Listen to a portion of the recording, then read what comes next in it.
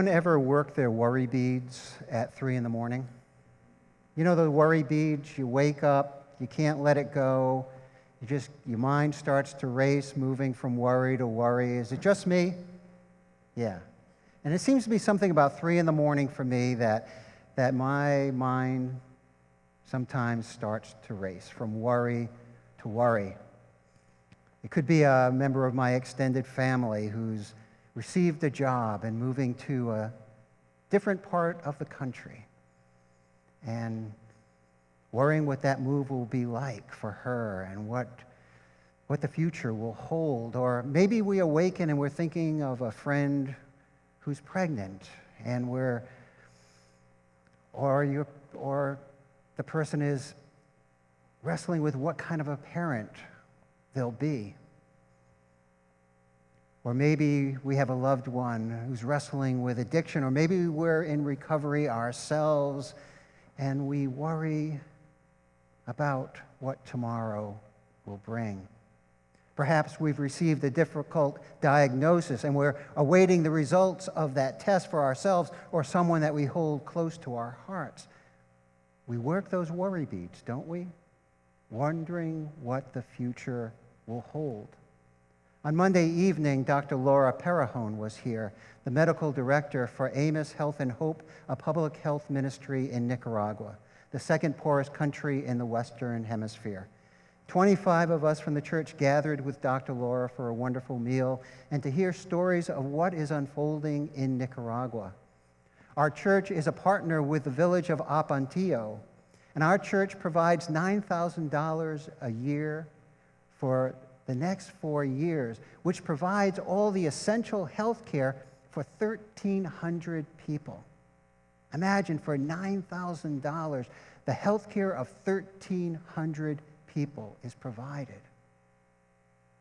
But Dr. Laura was talking about the village of Apantillo, which our church supports, and there were tears in her eyes because I was there a month ago for a board meeting. I'm on the board of Amos Health and Hope, and political protests began to break out. And now those protests have spread across the country.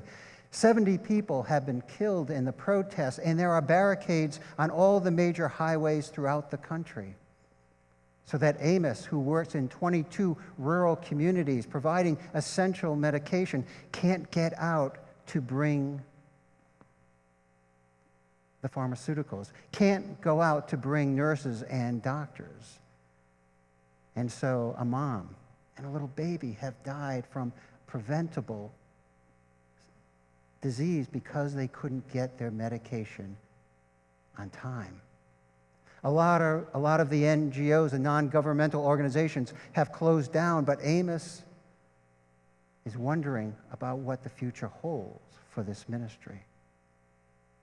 Dr. Laura is working her worry beads. And we gather around her, the 25 of us, and we laid hands of blessing upon her because we saw the weight of concern and responsibility that she carries. We all have things that awaken us in the middle of the night, don't we? It's part of being human. So how does our faith speak into the context of those struggles that we have?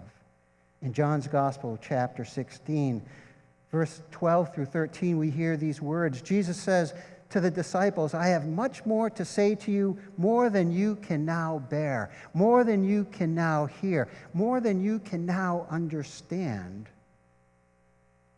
But when He, the Spirit of truth, comes, He will guide you into all truth. He will not speak of you what is not mine, but He will speak only of what is mine." I have more to say to you, says Jesus to His disciples. He is alluding to them that soon He will no longer be with them. He knows what the future holds, but they don't. But He's telling them, I won't be with you forever, and they're afraid. Jesus is the security blanket for the disciples.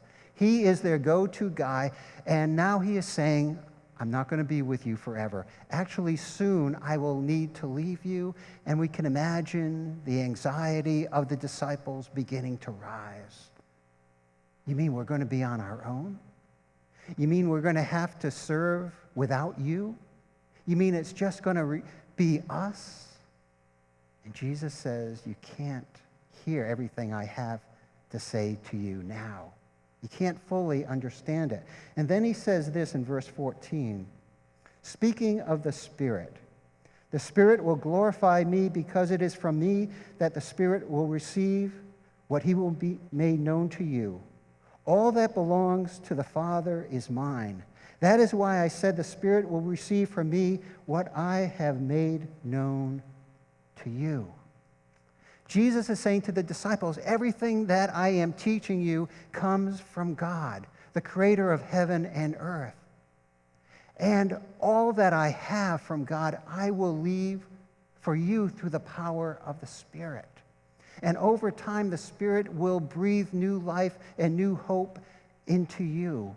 All you need to do is believe me. All you need to do is trust that you will not be left alone. I don't know about you, but if I were one of the disciples, it would have been hard because I like guarantees. But Jesus is saying, trust me. The Spirit of God that is in me will also be with you. In Judaism, they say that there is a spark of the divine in each one of us. And they have this wonderful imagery that when a person dies, that spark of God within us is released and it goes up. And when you look up into the heavens and you see the stars, those are the sparks, the souls of God's people that are shining down upon us. I love that imagery. Jesus is saying to the disciples then that the spark of God that is in you and the spark of God that is in me, we are going to kindle each other. The Spirit of truth, the Comforter, the Advocate will come to you. Do we believe that to be true at 3 a.m. when we work our worry beads? We have a choice to hold on to our anxiety, to hold on to our worries, or give it up to God, to let go and to let God. It's a choice, and it takes courage. William Sloane Coffin, the theologian, said this, I love the recklessness of faith. First you leap, and then you grow wings. Let me say that again. I love the recklessness of faith. First you leap, and then you grow wings. At 3 a.m, I am invited, when I am working my worry beads, all the concerns that I have, all the people and all the situations that I worry over, to give it up to God. And to trust that metaphorically, when the time comes, I will grow wings. I will be sustained. I will not be forgotten. That is faith. Dr. Laura Perrihone and the staff have chosen to take a leap of faith. A lot of mission teams have canceled to come down. Appropriately so. It's not safe. Amos has a big global mission conference that is scheduled for the end of June, where medical students come from across the country to learn about public health and then to go out into rural communities and to practice good public health practices. That global school has been canceled. The loss to Amos just in income is $175,000. So do we close our doors like a lot of other NGOs? But Amos has decided to keep our doors open, to trust that God is in our midst. Because we know that soon, someday soon, the barricades that block the roads will go down. And Amos is preparing, already staging ourselves to go out into those rural communities to bring medicine and to bring medical care to people who are the most vulnerable of the vulnerable. They are trusting that God will be faithful to us. Amos has taken that leap of faith. So this isn't just theoretical. This is practical. What difference does your faith make in your life?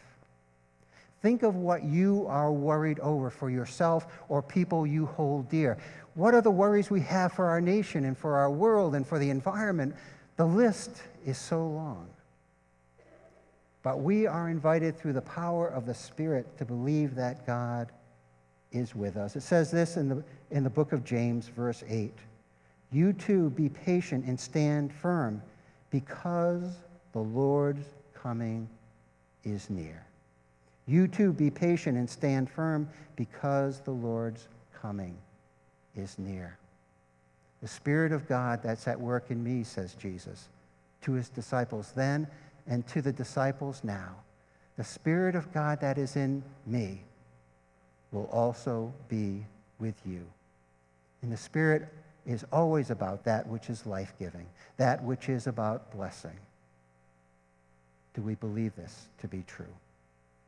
This is the season of Pentecost, when we are to awaken ourselves and open ourselves to the movement of God's Spirit.